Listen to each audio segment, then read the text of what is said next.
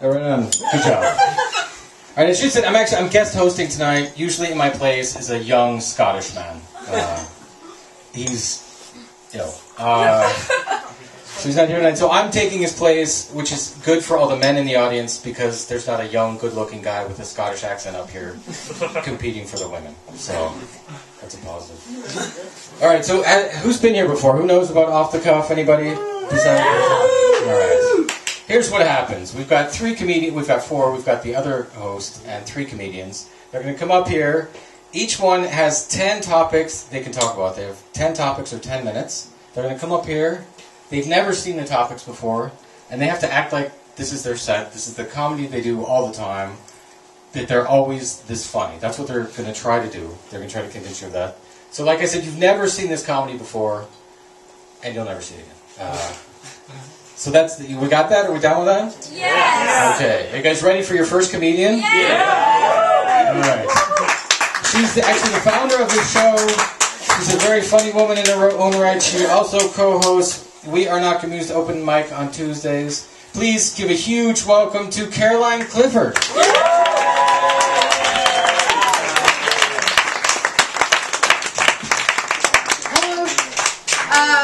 Yes, I co-host the show, and I definitely haven't seen any of the topics. I did see one earlier, but then I took a really big hit off my crack pipe, and I totally forgot about it, and a load of other stuff, like how to drive. That's me. I'm going to start.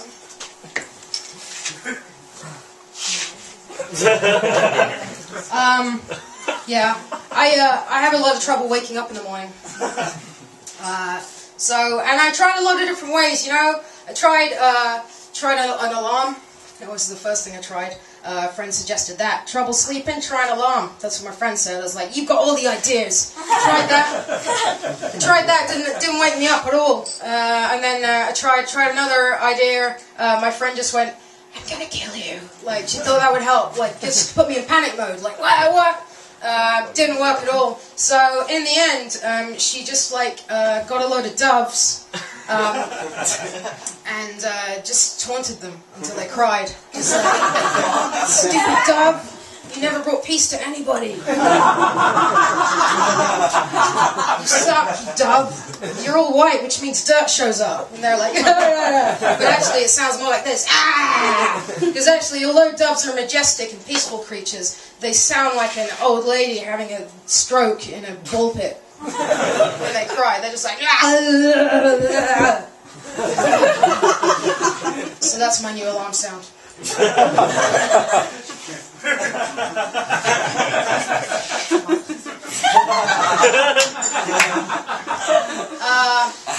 Hey nerds. Ghostbusters is my favorite film of all time. And I don't just say that to be cool, but I do also say it to be cool because it's the best thing. And a lot of people know that Diane Keaton was in that film. She was, but she was going by her stage name, Rick Moranis.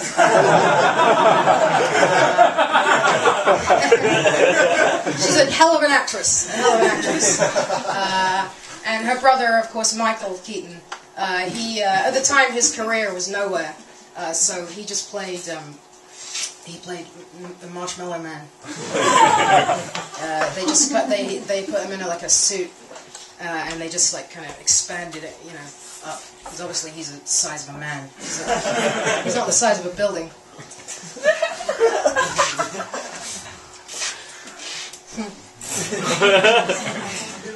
Yeah, you ever been really late?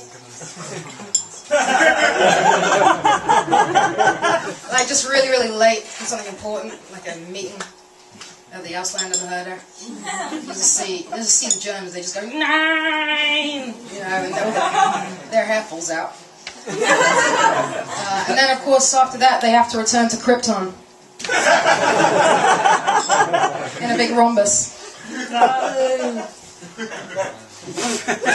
So don't be late for meeting the Germans, because rhombuses they're rare. They're running out. Try and find a rhombus these days, you can't. Parallelograms to a penny.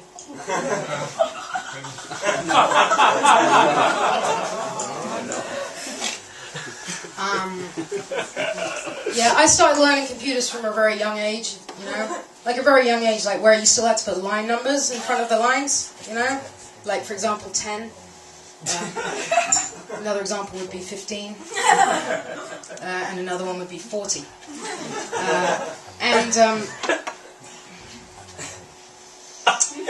No, that wasn't a next thing. That was just a... So when I was really young, I probably started coding when I was about 7 or something like that. So I was like, Mommy, I made a pogrom. And Mom was like, we're sending you away.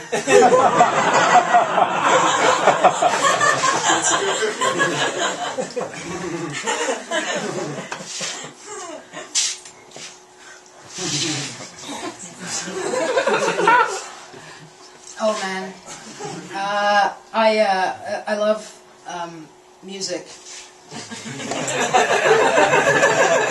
Boy, do I like music, and I love, you know, I do like tribute bands because it saves you from having to go and see the real band, you know, which is, if you think about it, like, there's just so many people there, and I'm super short, so everyone's like in front of me, and you're basically just like looking in the back of some fat guy's head the whole time, while distantly a bad sounding version of your favorite band is playing. I mean, that's not fun, is it? Like, I might as well stay at home, kick my stereo, and just like press my cap to my face to get that experience. I don't know why I'd want to pay 20 euros to have that experience.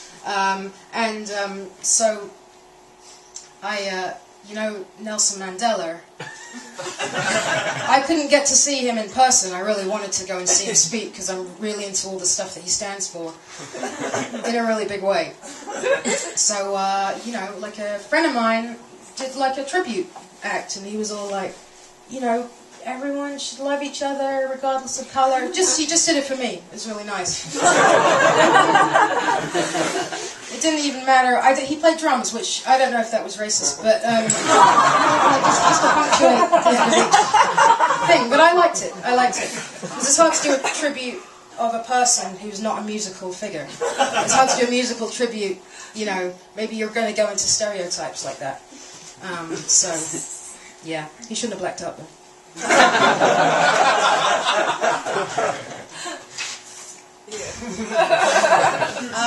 Yeah.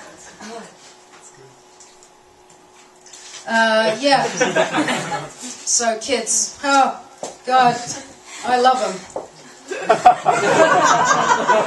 can't get enough of them. Who wants me to babysit? That's a great $20 to make, isn't it? Like I just bring my laptop and just put them in a room with no sharp objects in it for hours. Eventually they pass out.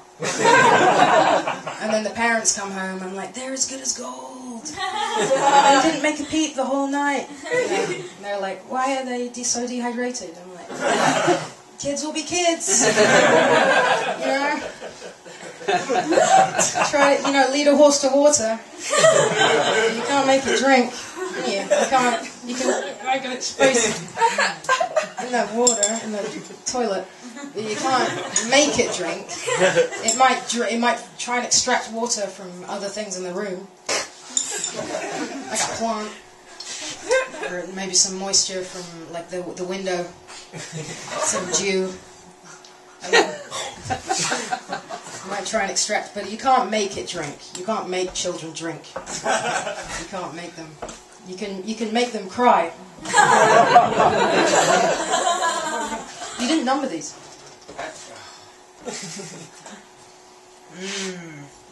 God, I'm a bit weird, you know. I like unusual things for breakfast, you know.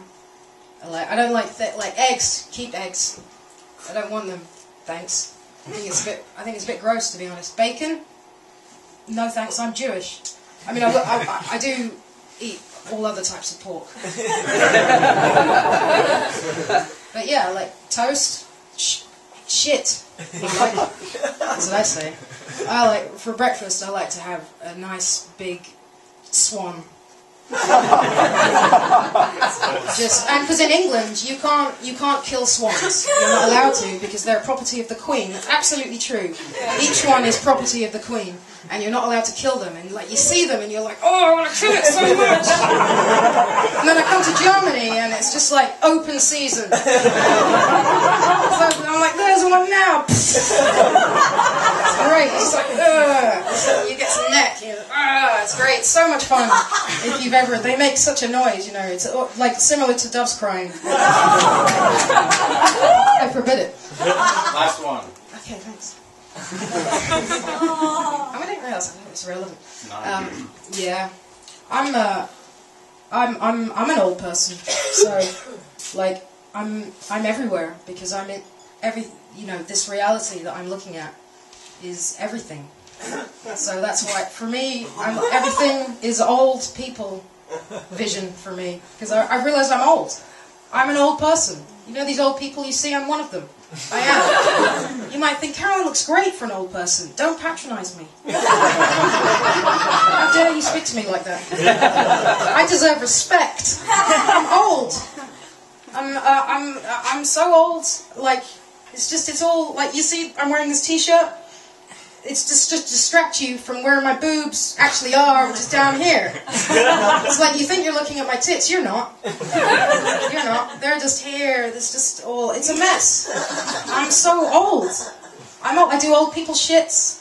I have those. I don't know what that means. I don't know what that means, but it's just like like when your dad has been to the toilet and you're like, oh no, that's me. I'm your dad. And I've been in your toilet, and it's a mess in there.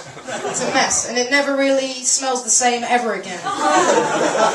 Sorry, I shouldn't. I know I shouldn't talk about feces. In fact, that's something that I forgot to tell everybody at the beginning. Don't talk about feces or vomit or rape. And don't now try and combine it. I think you're clever. So yeah, I'm old. Cheers.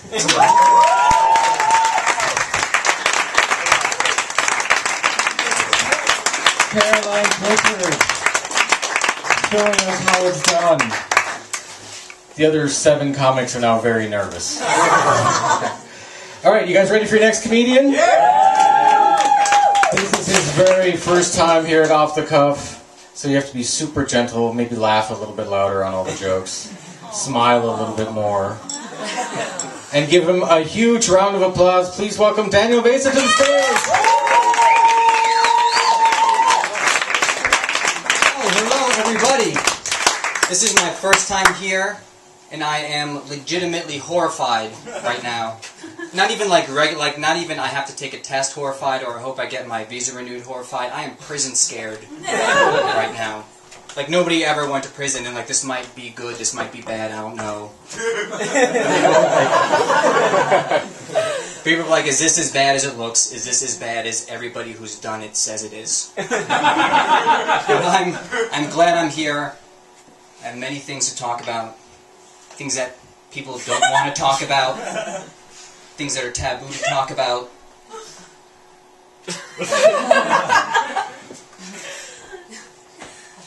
You know, when you get enough rich people into one space, and the air starts to get a little thin, they start to get lightheaded, some of them start collapsing. They're not having a heart attack. They're not getting sick. It's not from dehydration, even though that's what they say it is. It's they need an opera. So you gotta call the emergency opera hotline. And it is heavily subsidized and expensive. And oh my god, are the paramedics divas.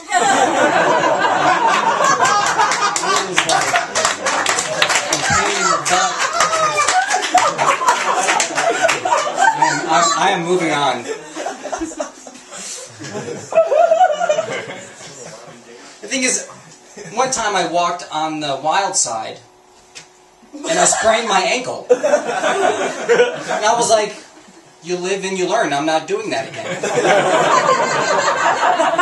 And then I talked to my parents, who have a very stable life, and I was like, how do you do it, Dan? how do you do it, Dad? He was like, son, you gotta have the balls to walk on the mild side. I was like, the mild side? He's like, yeah, you know, you just buy a house, get married, and you're just miserable. That's what it is. That's the mild side. And I've been trying to walk on the mild side, but it hasn't worked out. I keep on spraining my ankle, so I need to go more mild. So I only eat bread, unsalted butter, hot water, and that's it. No.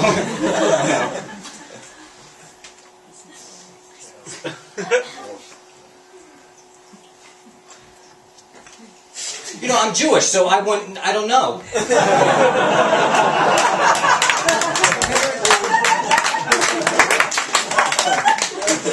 Apparently some shit went down that I didn't get on board with.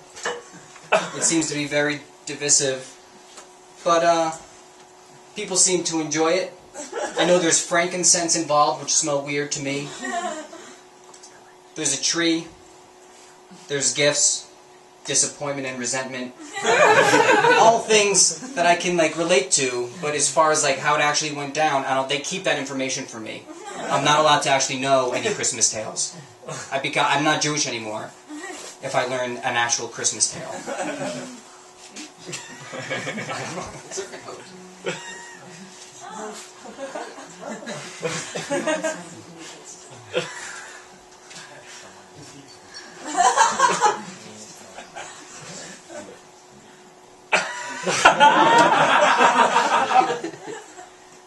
Well, the thing is, I am.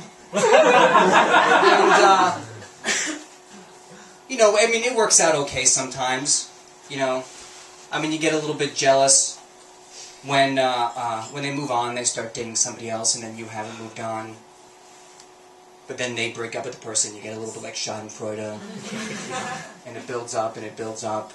And then you think she feels the same way about you. That's what real friendship is about, actually. That's true friendship, is that type of resentment that builds and goes down and everything. And I don't have a punchline for this, and I've made it very dark, but I think that's okay. To stay friends with your exes. Holy shit.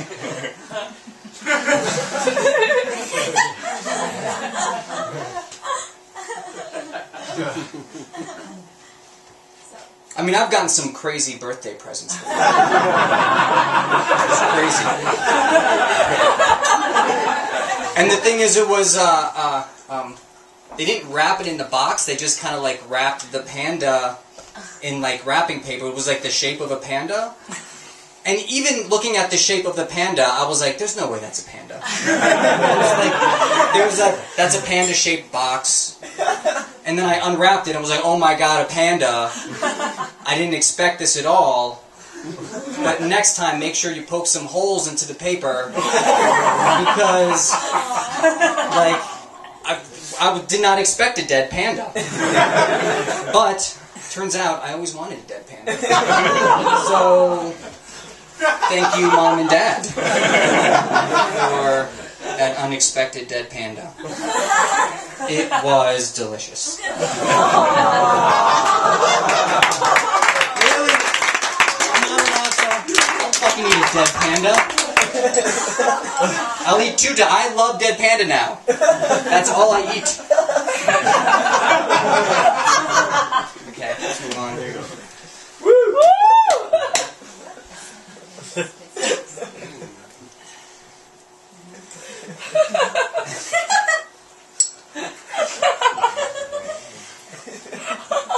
Let's put it in this way. Let's put it this way. If I went to prison, I think I'd do very well. I know how to barter. I'm very good at giving. I'm even better at receiving.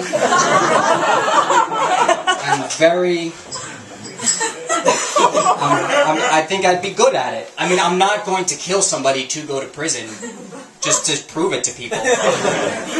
But if I were to go to prison, I think I would be like middle management.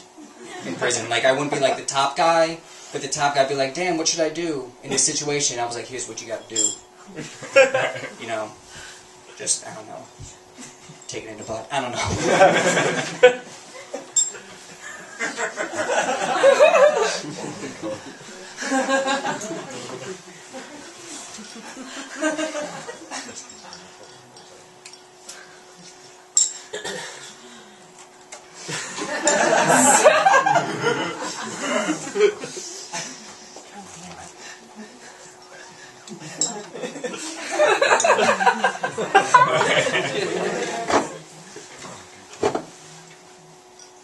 Well, the thing is, it's not that I only need it for driving. It's that one of my chairs is missing a leg. So I thought that would be funny. So, if I want to sit down, I need to take my wooden leg and use it as the extra leg. So it's not that I only need my wooden leg for driving. It's that I need it for sitting as well. That sucked. Okay. Next one.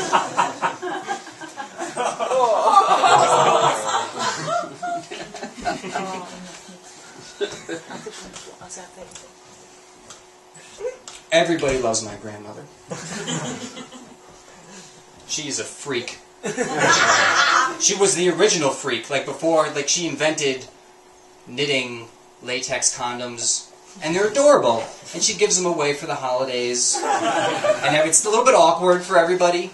Everybody's like, oh, thanks, Grandma. Grandma's like, oh, you're gonna love to fuck with that. I'm like, Jesus, Grandma. That's weird that you would say that. Why don't you calm down? He's like, I fucking knit with latex. I don't understand. I'm the original freak. I'm 90. Okay. Last one. Thank God.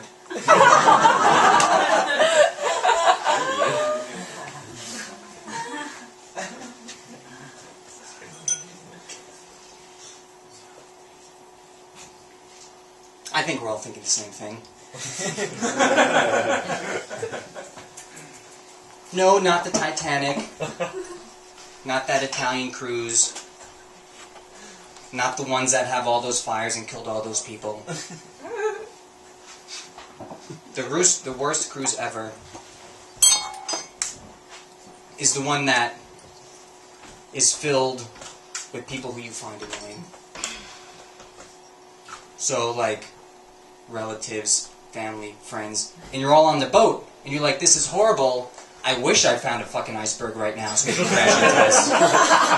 I wish this caught on fire so I would die and everybody else would. I wish it would sink just a little bit and only I survived. I think that would be great. And I'm ending it there. That was my time. Holy shit.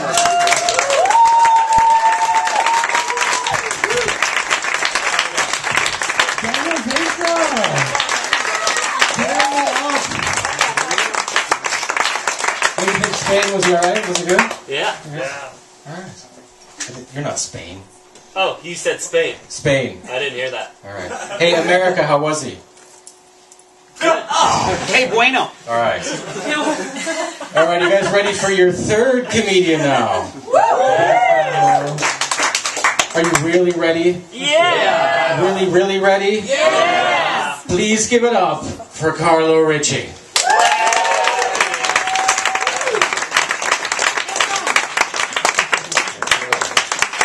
Hey, how are you? It's nice to be here in a cellar.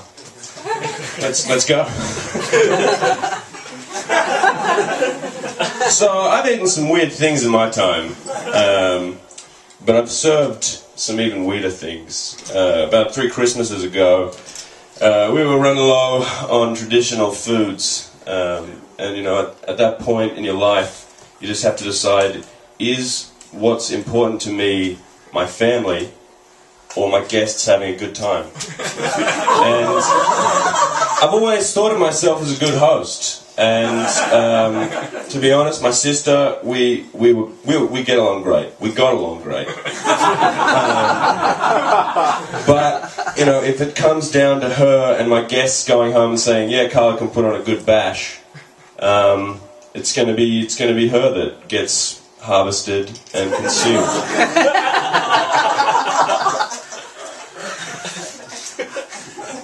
So what I did was I put a little move called the reverse cowboy, which was I told her that we were going to play cowboys and Indians. I said, go out and hide in the field. We call it a paddock in Australia. Just little, you can learn as well as laugh. You know. And I said, just go out there and I'll come, I'll find you. And then I got about 6 of my friends and a tank. And because you got to have fun at Christmas time, you know. And we just hunted her for about 3 days. And she made a good effort. She made a really good effort. But eventually, a tank will find you.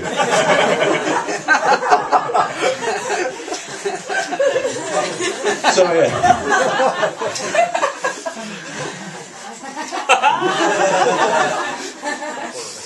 You got to think of the sides at a Christmas dinner, you know. Now a lot of people they put prawns with meat. I'm about that, but I'm all about just really small nuts. Like I'm talking nuts that, like you know, when you finish a packet of peanuts, a lot of people think that's just salt at the bottom of the packet, but it's. Oh God. You guys, it just, the ignorance, because if you look closely, they are thousands of very minuscule little nuts, and with careful rationing, they can last you a whole year. That's how I keep this lean physique. You get plenty of salt.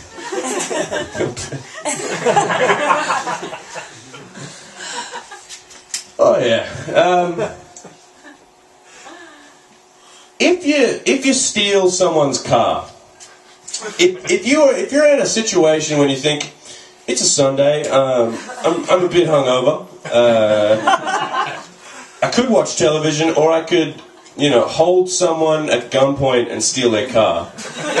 Make sure it's full of petrol or gas, as it's referred here. I mean, that's an important thing. And I'm not suggesting you should stalk your neighbour. I'm not, because he's going to notice. He's going to notice. I mean, I've done this enough times to know. I mean, because pretty soon he's like, hey man, it's really nice that you're following me on Valentine's Sunday. But what's your... And then you have to stab him in a park. And, you know... Kids will get in on that game for a little while. If you say, hey guys, come on, we've got to bury this old man. Come on, it's going to be fun. I mean, they'll get in on it for a little while, but they can't sustain digging for a long time. Like, children are useless diggers. Like, they crawl, but once you get through to hard earth, they just give up. They give up. So, you know, carry a shovel is all I'm saying, you know, and make sure that your neighbour has a car full of fuel. If you can take anything from that. Yeah. Learned that the hard way. It's just, it shits you, you know, because you read all this fantasy and they tell you expect some of it to be grounded in reality. Just one little bit. You think, I'm going to go out, I'm going to spend 14 years of my life hunting a mythical beast. A beautiful mythical animal with the majesty of a king, but with the subtlety of a queen. And there you are, you're in the steppes of Nepal. It's been 14 years of your life. Your best friend is a Sherpa that you met in a diner. And you just got to say, because you call him Little Hickshaw, which is an affectionate title, and I'm not going to get into the story.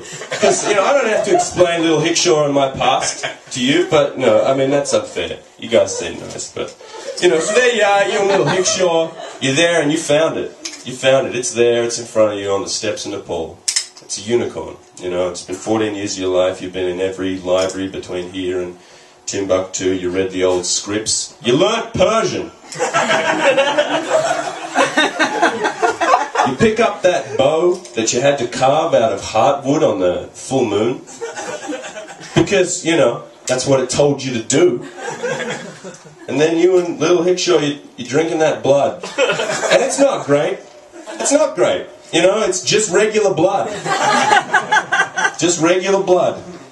And, you know, a lot of people say, you know, sure, you didn't get to live forever, but you got to kill a unicorn. And you got to see a lot of nice things, make some good friends. But, you know, little Hickshaw, he died. Because unicorn blood is poisonous in large amounts. And he was a little guy. So, you know, maybe you just don't need to buy into that kind of fantasy. And a lot of people say, maybe you just killed a horse.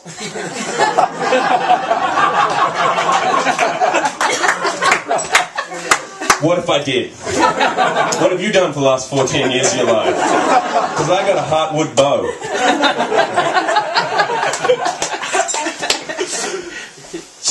Yeah, tell me about it. It does feel peculiar in Germany that, like, as a foreigner, like, there's a way you can treat a foreigner. You know, there's a way that you can treat a foreigner, and that is this, like a regular person. Just like you and me. That's how I would do it, and I would hope everybody else does. But Germany has this weird way of kind of making you feel like not only do you not understand the basic concepts of German bureaucracy, but you don't understand the basic concepts of the planet in which you're applying to be a citizen. Like, you go into any of these things. You go to Finanzamt, and they say, all right, well, that's great. You're registered to pay tax now. Okay, cool. And then you go home, and somebody calls you and say, yeah, but you have a different name on your post box, so I'm afraid we have to deport you. That doesn't make any sense to me. And then they come around and they put you in a rocket. And that's the thing that I found was really peculiar. And they take you to a course for 16 weeks in basic astronaut engineering. And then they send you to a colony on Mars where you build the new Germany, that they call it. A cast of friends are there. I mean, you make friends quickly because everybody is from elsewhere. And I mean, it's a nice time. I'm not saying that my time on Mars wasn't one of the best summers of my life. I'm not saying that. I'm just saying that I wish the German government had given me some warning that I would be sent to Mars when I was trying to get a Lohnsteuerkarte. Or maybe that was in there, because there was a lot of text in that guidance document.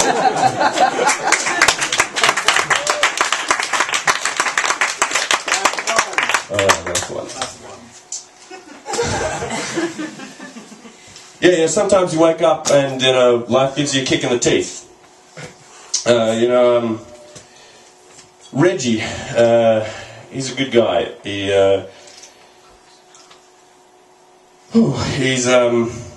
taught me the flute. And he taught me a lot about life. And he also related those two together. He taught me how learning the flute is a lot like mastering life. You got D's and C's and other notes. And when you do lots of different things at the same time, they come together to create beautiful sounds. And I think we can all learn a lot from Reggie's lessons there. You know, and I think when he killed that man in a bar fight, I think he was trying to teach that man something too. He was trying to say, hey, listen, I might look like a jaded, angry, violent Scotsman with one eye, like a knife for a hand, and a tattoo that says murder, death, murder, cut face. That appears to have been carved with glass. Like, he may look like that, but that doesn't mean you can judge him. I mean, that man can play flute like you've never heard. And, I just hope he does as well on the inside as he did on the inside of this guy. Thanks a lot, guys. Thank you back.